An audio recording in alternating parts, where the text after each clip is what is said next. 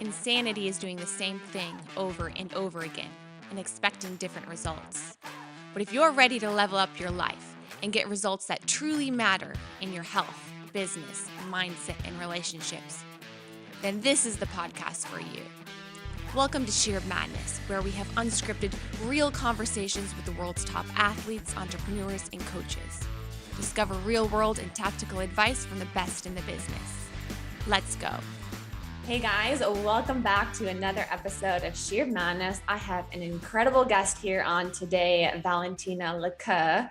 She is a fitness coach with an online social media following of over 1.9 million on Instagram and has been running an online coaching business for over 5 years. She has worked with over 3,000 people to transform not only their body, but their mental barriers that prevent them from reaching their goals. Her goal is to eradicate the start-stop fitness cycle and to help people learn to love themselves by working on their internal and external physical body, but more importantly, their mindset in realizing their self-worth, to help people see that their self-worth isn't defined by their physique, but by their character that is built by their daily actions. Valentina says, before we engage in anything, everything starts with a thought. If you train yourself to choose thoughts that will lead you into a more loving reality, the reflection in the mirror won't be a menacing one. Valentina, thank you so much for joining me on my show here today. Thank you for having me. It's nice to finally meet you. I know we've been trying to set this up for so long now, been back and forth, and I've been a fangirl of yours for I don't even know how many years. And really? Yes, I have been like way early on in my fitness journey. And not just because of like your rock and bod that I'm sure everybody, a lot of people follow you for, but you guys should seriously see her booty. Her booty is probably like the best I have ever seen. Thank you. But really one of the reasons as to why I wanted to bring her on the show today is because of her vulnerability and how she really isn't afraid to challenge the status quo. And when I think of your brand, Valentina, a lot of words that come to my mind are empowerment, feminine, vulnerability, and even authenticity as well too. So I want to dive into all of that here today. But before we go like super, super deep, how did you get started as a fitness coach online? Oh boy. Well, it all started with, I think there was some fitness influencers popping up, getting pretty big on Instagram. And that's back when we didn't even have videos. It was just photos. And we didn't even have slideshows. We didn't have any of the features, live, nothing, just post one. Post, yeah. Yeah, just post and caption. One photo. Yeah, so simple those days. And I kind of like saw these girls doing what they were doing. And I think I was just kind of fed up with what I was doing at the time. I was working in an advertising company, and at first it was rewarding, and then it started to get just really intense and too much, like very stressful environment. And I just was kind of out of love with that. And I saw these girls, and I was getting into the fitness realm of, starting to really get serious about working out. And I said, let's do it.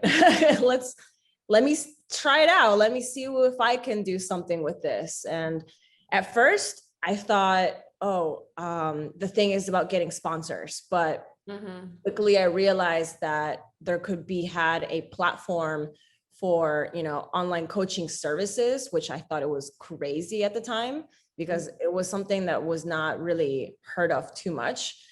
And at least for me at the time. And then it just kind of stemmed to like a whole platform about, like having a voice for helping women and men, honestly, to just find that they really can be a much better human being in all aspects of their life. If they want to improve, if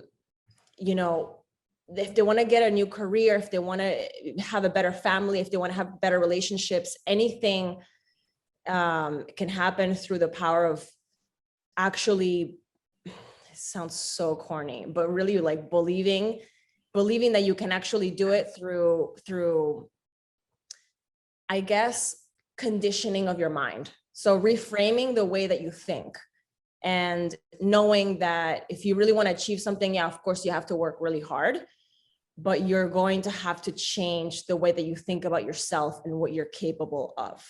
Yeah. And that makes sense, because if we're not taking care of our physical health, like how in the world can we do all of these other things and believe that we even have, I think what you've talked about quite a bit is like self-worth. And if we can't take care of ourselves, and which is a massive form of self-worth, how are we going to go after all of the other things we want in life, whether it's a relationship, a job, a career? You just won't. You just won't, because you won't believe in yourself at all. You won't think that you are worthy of anyone's love, anyone's time. It's just, you won't believe it. So until you come to understand that it's not just about building a physical body, of amazing physical shape that you've always dreamed of, but if there's no merriment, if you can't marry the idea that you have to reframe the way that you think with the actual actions that you're doing, it's going to be, the start-stop cycle is going to continue. Mm-hmm. And you're just going to get stuck in that hole, and you're never going to get out of that hole, and you're never going to get a better career. You're never going to get a better boyfriend, girlfriend. You're never going to get married. You're never going to do the things that you're, really want to do in life. You're never going to have better relationships, even with yourself, so it's all a trickle effect. Yeah, it is. It starts 100% starts with the physical. And I've always said, like, proving it to yourself with small wins too, Yes. through like the way you take care of That's your how body. it starts. Exactly. Yeah. 100%. It all trickles down. So like, it starts with small actions and changing habits. It's all about changing your habits. And how do you change your habits? By telling yourself, like, I'm going to brush my teeth today. I'm going to floss tomorrow. I'm going to water pick the next day. Like, keep adding little steps into your whole routine, and it builds and it builds and it snowballs. And then you freaking see what an incredible empire you can build. I love that. And for you, I know some people probably follow you online and they're like, this girl has crazy genetics. She was born this way. Have you had a period in your life where you struggled with the physical side of everything, and how that was therefore impacting even other areas of life?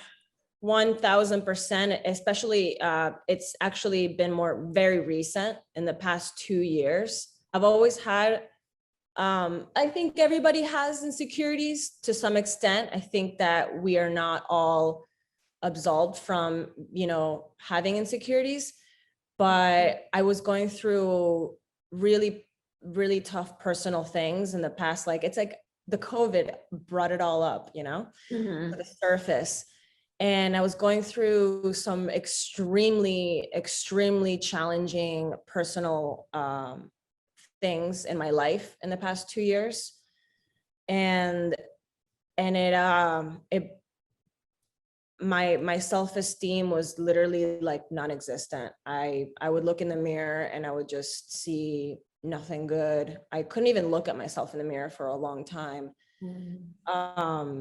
I was depressed for a while, very long time. It really affected my posting and what I was showcasing, and the energy that I was showcasing, and my body was, showing it. I was jumping from, like, I fell out of love with bodybuilding, and then I tried triathlon for months, and then I said, I don't want this anymore. This is actually making my body look even worse than before.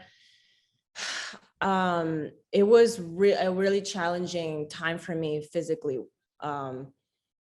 because of all the things that I was going through mentally.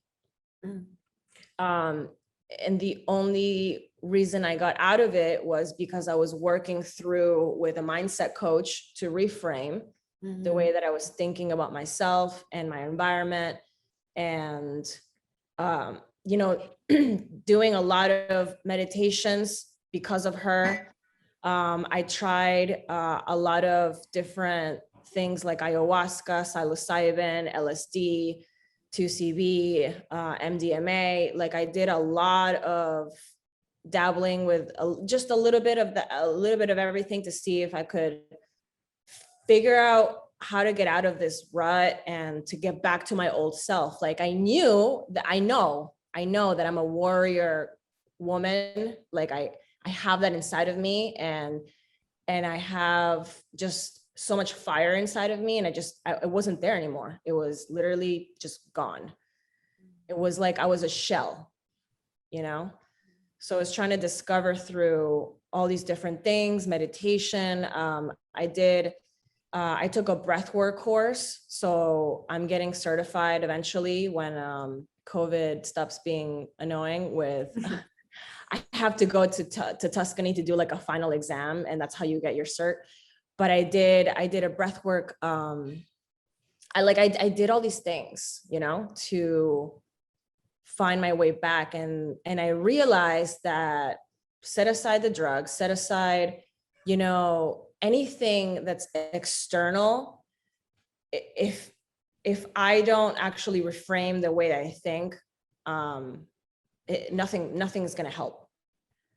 Nothing's going to help. Like it really comes down to exercising the brain.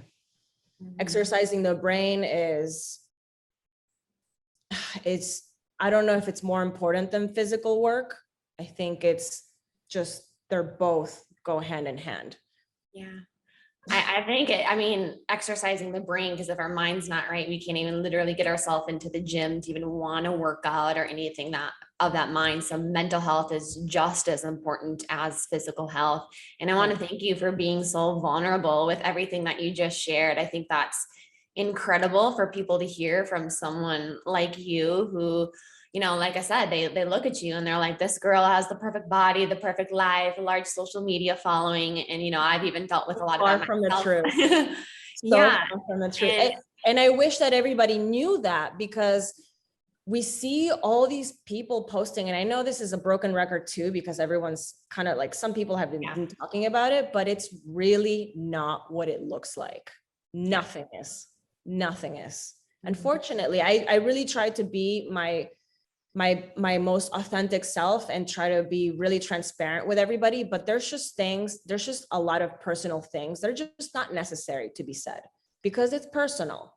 And it's like, okay, fine, but I want people to understand that it's really not like, no one has a perfect life. It just doesn't exist. Like, it's just, everybody goes through roller coasters, everybody goes through shit. For you, where do you feel like, with the work you've done, experimenting, whether it was with ayahuasca, LSD, I'm actually going to Costa Rica here this next week. Oh, wow. But with that experiment, meditation, breath work, where do you feel like a lot of this has come from, that has been coming up for you? I have to be completely honest with you. I've tried these things. I don't think that they're 100% necessary to do. There's a lot of hype going on in the past 2 years, a lot of hype with all the psychedelics, all of the hallucinogenic drugs. And I've even tried ketamine one time. You can do all of these experiences and they're fine. And I don't judge anybody who does them. I mean, I did them myself. Like, that would be so hypocritical of me. But what I think that there's way too much hype behind all these drugs, and there's not enough being said about how powerful we are in achieving all of these things that we think that the drugs can do for us, when we really can do them on our own. It's not something that is imperative to do. I think that in some cases, it helps you with reframing the way that you think, changing your neural pathways. Sure. But I think that when you come off the drug, if you don't actually address what you already probably knew that you were, taught in the experience, you're going to go back to the same place that you started. And I've seen it many times. I've heard from somebody who's dabbled around with a little bit of that as well, that one thing that they learned from that is that they were able to reach this incredible state, right, of euphoria, of peace, of awareness. But the big realization came from this actually exists, kind of like what you said, all within inside of me. Because if I can reach this through altering my state, whether it is with drugs or whatever that may be, the state is there, it exists, it's inside of me, and I can reach it in other means. And whether that is through breath work, through meditation, through prayer, through whatever that may be for somebody else, but that all exists within the inside. mind. Yeah, it's a shortcut. I think they say like, oh, it gives you like 10, this is like such a broken record comment, but it's like, it gives you 10 years of therapy. Dude, I don't know. Sure, maybe not. I think that, and I'm a very strong believer that we are our best teachers. We really know all the answers. We're just not listening, and we're not that in tune with what's going on up here, because we're so clouded by all the noise that we're not really listening to ourselves. If we really sat down and did a lot of anxiety, de-anxiety work, like, stress relieving work, then the mind calms down, then you're able to listen to yourself way better. And you're able to actually find those things that are quote unquote wrong, I don't want to say wrong, but those things that you want to address and you want to improve within yourself without the drugs. That's all that I'm saying.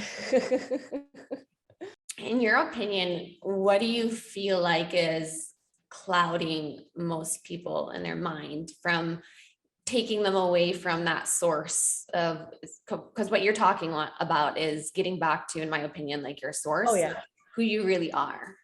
What's clouding is the external environment and the people that you surround yourself with. It's like, I feel like I'm saying all these cliches, right? It's really important to surround yourself with the correct environment and the right people. But people don't actually do anything about it. Yeah. They're like, I know this, but I'm not. You're hanging out with the same people all the time. You're still in the same environment and you want change. And to me, it's crazy it's like insanity. You keep on doing the same thing over and over and you're not changing anything. And the answer is right there. It's not like rocket science. You change aspects of your life, you will see change. If you keep doing the same thing over and over, you won't, period. I think that we let other people influence us way too much. Our family, our friends, our husband, our wife, our girlfriend, our boyfriend, people who are very close to us, people who we see all the time at work, for example, they shape us. We listen to what they say on a daily. If you're around someone who complains all day, guess what? You're going to do the same thing. It's letting all the noise in and just kind of, I guess, putting like a cork on like your brain. Like you're just not listening to yourself. You're not listening to what you truly want. You don't listen to what kind of person you want to become. You stop listening and you think that everybody else knows better than you. It's knowing how to filter all of that to your benefit, to understand like what is going to shape the type of person that you desire the most to be. What do you feel like with where you were at in this last year through COVID was playing the biggest role for you? Wait, say that one more time. With where you said before you went on this journey of rediscovering your self-worth, getting back to your core self, what do you feel like you realized was playing the biggest role from keeping you from that source of your true self? I don't want to say too much because it's like very personal stuff. Of course. But listening to the person that was closest to me at the time. Okay. Too much. And thinking that they knew best for me. And that I was wrong in what I was doing, and I needed to change my eating habits, the way I trained, the way that I carried myself, like A to Z. Like I needed to change my entire brand. Like I listened too much, and I got lost in that, and I forgot who I was anymore. I forgot my identity. Like I was completely like shell. And at that moment, it was like, not like I had an aha moment. It was just kind of like, I have so much anxiety because of all this crap that's going on in my life. I need to address that. All these things happen. I started addressing that.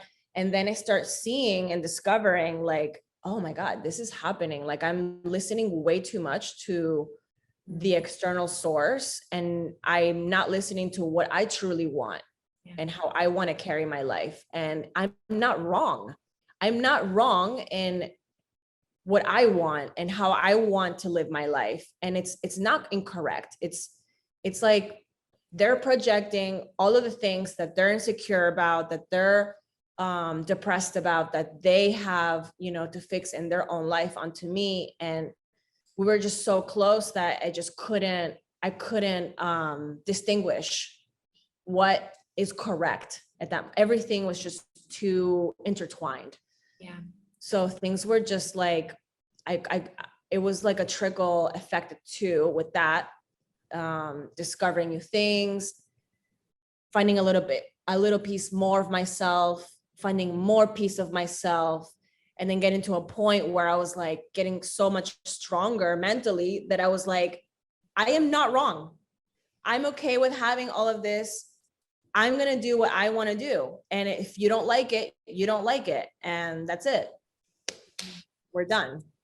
So yeah, so it's not like I had like a, like a moment, but it started with an event that, like I said, I don't really want to get too personal with my stuff, but it started with an event, and that created like a need for addressing ultra anxiety that I was having at the time. Like I actually used to smoke weed. I've smoked weed for like a lot of years, like since I was in high school. And I had to stop smoking weed because I was getting so paranoid. I was getting so paranoid. I was having way too much anxiety. Like it would just trigger anxiety. And then in the past 5 months, or I want to say it's more than it's probably like 6 months or more than that, I stopped drinking caffeine altogether because it would just start triggering. Tough one. For some reason, it's like so easy to let go of vices. Yeah. I don't know that I have it's so easy for me. Like I smoked weed for so many years, and now 2 years I've been like, I stopped smoking. It's like, I don't really need it. Yeah. So weird. But yeah, no, it was triggering too much anxiety, and then, it was like that, just all these things that I was doing.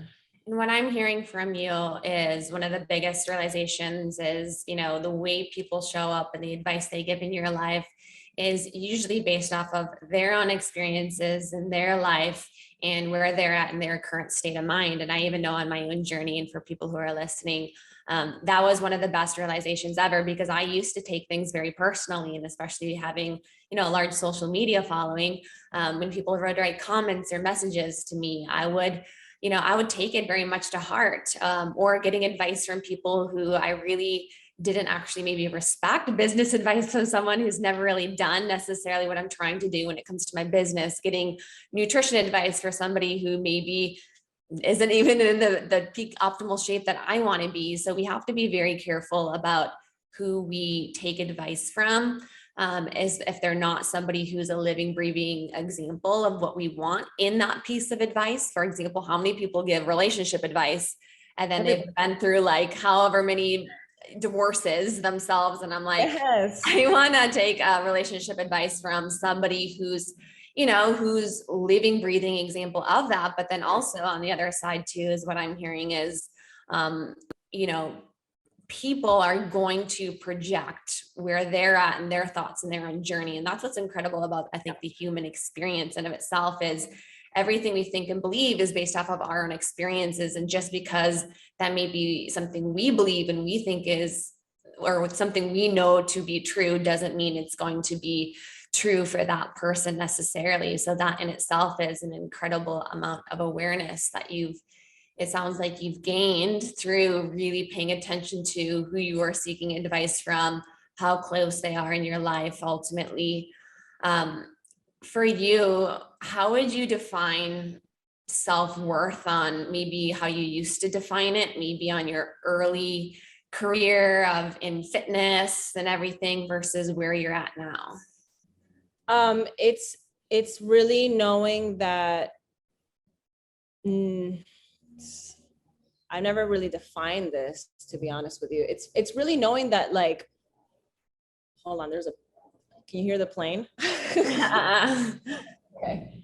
I feel like it's really knowing that you are correct in what you desire the most and how you want to shape your life. And when you finally have that's mind strength that is just unbreakable, that is when you are going to see yourself in the most incredible way possible. Like, you're going to think that you're an amazing person. You're going to think that you're going to feel beautiful, and you're going to carry yourself in that manner because you've done the work. So it has to do with doing the work for yourself. And if you're complaining about how you look and how you feel and your environment, and you just keep complaining and you keep acting like a victim, and you're wondering like why I can't make more money, or why can't I look prettier, feel prettier, and you're not doing the work, you're not going to have that self-worth. So self-worth means doing the work, like actually getting your butt into action and actually doing the hard work, because it doesn't matter how pretty or how much a person looks like, how much they have, how much money they have, or what material things they possess. It doesn't matter. None of that matters. What matters is if you're actually doing the work to get yourself into that mindset, into that like I have self-worth mindset. So that's what I think. I don't know if I answered it correctly, but you did. What I'm hearing you saying is self-worth is how you show up for yourself. Yeah, 100%. It's up to you, no one else. Nobody owes you anything. The world doesn't owe you shit. Like, I'm really sorry, guys, but the work has to be done with you. Like, you have to do it. You have to train hard at the gym. No one's going to do that for you. No one's going to do the cardio for you. No one's going to eat the food for you. No one's going to work hard at your job for you. Nobody's going to build the relationships that you want to, nobody's going to do any of that for you. It's up to you. It's, create habits that are going to set you up for that success. And that's how you will find the self-worth. And it's 1000% possible for anybody to achieve. It's not like, oh, she's prettier, it's gonna come easier. No, it clearly didn't. It clearly didn't. I was so depressed sometimes that I couldn't get out of my room for like 2 days. I wasn't eating. It has nothing to do with how anyone looks already or what they seem to have already. It has nothing to do with that. It's about what the fuck is happening in up here, Yeah, I agree with that. And I think, I forget where I was going with my train of thought. Yeah. And one of the things, like, I know you've talked a lot about too, is your relationship with your body too, and how that's changed over time and struggling even with body image. What did that look like for you? And then what advice would you give to somebody who maybe is struggling with body image? It's a really hard topic because there's so many different Yeah. reasons why you could be like there. I mean, there's like the really serious problems of like bulimia and anorexia, and I've never, fortunately had to deal with any of that. And I don't think I've ever had like severe body dysmorphia. I don't really know how to define that, but I've had serious issues with like liking who I was and what I looked like. And for me, at least, it was because I was subjected to an unfavorable environment with the people or person that was, around me at the time. And getting rid of that voice and not listening to that voice and just finding a way to, it goes into and ties into exactly what I just lastly talked about. Yeah. It's fortifying that mindset. It's reframing the way that you think. It's actually doing the little habits little by little every day. It's creating a progressive, it's creating a new progressive environment for yourself. Because what we try to do is when we get a plan, when we get like a brand new plan, and we get excited because we see a post from somebody and we're like, oh my God, I'm so motivated, blah, blah. That's not going to last. Like motivation, it just comes up and down, right? When you get that plan, you're not addressing the way that you're thinking about yourself, and you're just going through the motions and, going to the grocery stores and getting all your food and doing the workouts for a full week, and then you stop. You're going too hard, too fast. So the way to actually to transform your entire life is to progressively make habit changes. And that includes mindset work. Like you're not going to do an hour meditation to begin with if you're already having a hard time sitting still. Yeah. Okay. You're going to try to do 2 minutes even. You know what I mean? Little habit changes go a long way. They will snowball. It is guaranteed if you stick with it, because it's like brushing your teeth every day. Like, are they going to get clean by themselves? No. You're going to see a change with flossing and water pick and brushing teeth over time. What I'm hearing you say in regards to struggling with body image is that, it wasn't something that you were able to fix overnight. And I think that's something that's so important for people to hear, because and I'm still, like, it's not like it's I'm healed, hallelujah. No, it doesn't work like that. There's days that you're going to look at yourself in the mirror and you're going to be like, crap, like, no, I'm not feeling good today.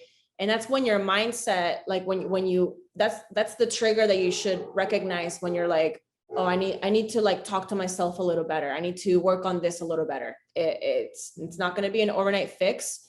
And it for sure is not going to be like, you're going to be 100% healed forever. We're human.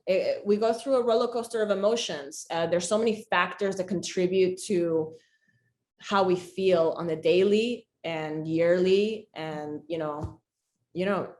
you're human. You should know what I'm talking about. I mean, we're human. We have literally flesh, and we're never going to present. I don't know anybody who's like, I am, feel amazing 100% of the time, because that's not real. And if you put that pressure on yourself, you're going to end up never living up to it. And that's going to lead to its problems in of itself. I've been there myself before. I've talked very openly about like perfectionism and never being able to attain that in even so many different ways. But I love that you're so open and vulnerable just in this entire conversation about everything that you've walked through, but also are continuing to walk through, because for those who are listening, it's very often they think it's okay. Like you said, I've healed, I'm better, and this is done and done. And that's never really the case. One of the most empowering things I know in my own journey was just questioning my thoughts. And just because you have a thought doesn't mean it's true.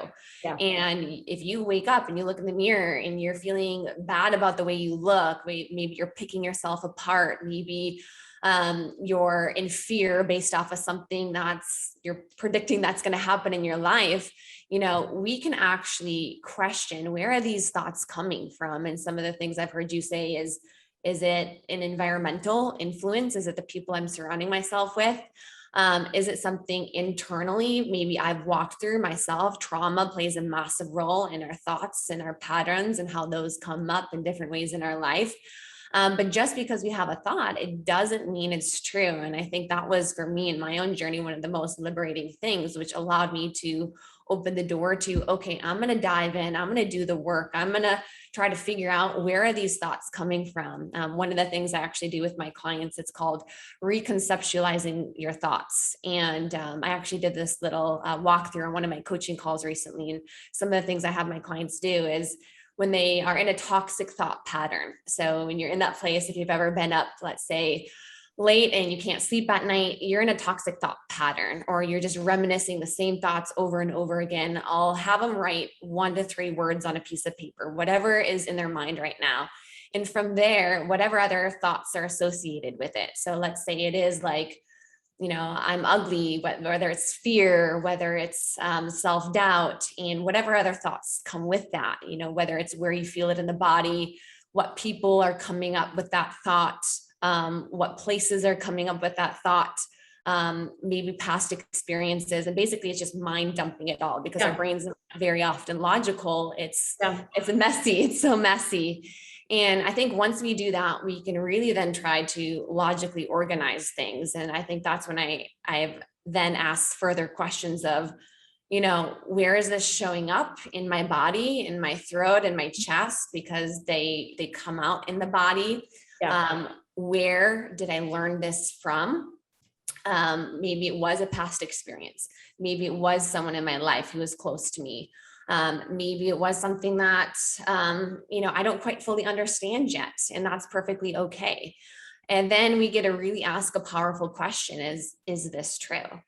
And for most people, 99.9% of the time, it's not true. It's not true. It's all a lie. And that's when we get to really reconceptualize a thought. What is it that we want to believe to be true? And I think that's a lot of what the work is doing, which is, it's scary. It's hard in a lot of different ways, but I admire. You have to address it. Yeah. And you don't want to, you just want to keep it in a box locked up, and you don't want to look at it. Yeah. It's hard.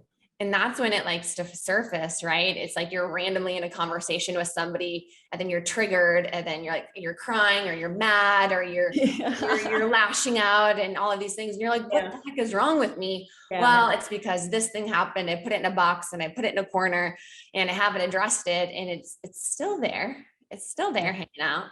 So it's tough. I've been there. I've been there so much. That's a really good way to put that's a really good practice, what you just mentioned. Brain dumping is very important. So it doesn't matter how you want to do it, whether it's talking to someone or writing in a journal or doing an exercise like that specifically, it's extremely important to dump. Yeah. What do you feel like has helped you the most between everything that you've done? Well, I was being coached for an entire year when I first realized, like, fuck, we have a problem here. Like, I need to fix this anxiety and all the stuff that I was going through in my life. Like, I was like, I don't know how to deal with all of this. So I started seeing a mindset coach. I found her online. She's technically, I was looking for a hypnosis therapist specifically. in Miami, because I didn't want to go through like psychotherapy or psychiatry or whatever the traditional norm was. And I was, I don't know, I got really interested with hypnosis a while back. And then I was like, you know what, let me see. So I found her and I started seeing her, and it's really not what people think. Some people don't really understand what hypnosis is. It's really going to like a very deep state of relaxation. And then the therapist, like, you're fully awake, you're completely in control, you're never asleep. But sometimes you might fall asleep because you're so relaxed that you just kind of like start snoring and you zonk out. But the way to really like benefit from that practice is to stay in that state, in a specific state of awareness, but also like very deeply relaxed. And I can't tell you like I can't tell you what it's called right now because it's not coming to my mind. But there's different there's different states of relaxation. Like when you go into like sleep, the REM sleep, Alpha, beta, gamma. right. There's different delta, like they all do specific things. And it's really her saying a bunch of information to you to kind of reframe your thoughts and kind of like help you sort through what's going on in your mind, and actually helping you reframe how you already think.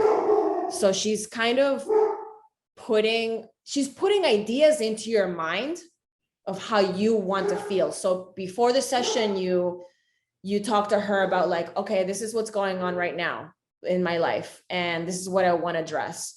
So she understands what that is. And then when she does the actual meditation hypnosis, she navigates for you into like changing that thought pattern. And it becomes like ingrained in your brain the more you listen to it. So she'll send me the recording and I would do my homework and I will like do the therapy sessions on my own. And I would see her, I think once or twice a week at first. I think twice a week. It was like really bad. And then I started seeing her less and less. And then probably like the last few months that I was still seeing her, it was like, I already know all the information. I already know what I need to do. Like, I don't need to keep seeing you anymore. Like, I've already learned enough. And then, and I tried, the breath work helped a lot. The way that we breathe, we don't know how to breathe. We don't know how to breathe, which is a crazy thought because we're constantly breathing, but we really don't know how to breathe. We psych ourselves out and we go into panic a lot because of the way that we breathe. It's incredible tool for if you're an athlete. It improves every aspect of your athleticism. And it's a tool that it's for free, that you can take with you anywhere. And you can do like a 2-minute to 5-minute to 10-minute to 2-hour breathing session to address whatever you're trying to address at the time, to calm yourself down from anxiety, to bring yourself into like a calm state for some reason, to hype yourself up, actually. To put yourself in like a really like energetic vibe, to address trauma. Like, there's so many things that you can do with breath work. It's incredible. Wim Hof, Iceman. He's the grandfather of breath work. He's really a guy that knows what the heck is going on with breath, for example. But anyway, those are things that I tried that really, really helped me a lot. Aside from like all the hallucinogenic things that I tried, those two things were most helpful in my opinion. Working with a coach, someone who can guide you, walk you throughout that process, And I then think, yeah, breathwork. it's necessary to have a coach. I think that people think that they have to do it alone, but no, sometimes it's really like you need someone to like kind of like guide you and steer you. They're not telling, like she wasn't telling me what to do. She was trying to help me navigate through my mind and Mhm. help me find out the answers on my own. She was really the first person who really instilled in me that we are our own teachers and we can find the answers. Like everything's here. Mm. Yeah. That the power of the mind, the power of working with a coach, and the power of the breath. Yeah. These are three incredible things that everybody can take away from here today. So what's next for you? I know we don't always have it all figured out and it's never fully figured out, but what would you say is next for you on this journey you're on? Oh man. So I started my own podcast recently. Like I was with my husband at the time, and we started a podcast, and it just kind of got on the back burner. Like there's a lot of projects that I need to rebrand and rework because like I said, I lost myself, and I'm trying to find like my true identity and to showcase and just to have like a solid platform so that everybody is like, this is who she is, this is what she represents, and this is the value that I can get from this platform. But I think that that's one project that I need to do. Like I need to start my podcast like 2 years ago. And I'm rebranding my platform to just be more clear on like who I am and what I provide, what kind of service I provide. So there's things that are in the works. I just need to work out the kinks in the behind the scenes, because there's just been too many personal things happening in my life that have not allowed me to show everybody like the incredible value that I know I have to offer, Yeah. like in its full capacity. You know what I mean? Yeah. Well, Like, thank you. Yeah. No, and I think that's incredible. And what you're even saying too is like, I needed to step back, pause, work on me, refine myself. Who is Valentina, this freaking badass powerhouse of a woman who is going to make an impact? But sometimes we have to pause. We need to work on ourselves. It's not a perfectly linear journey. There's winning seasons.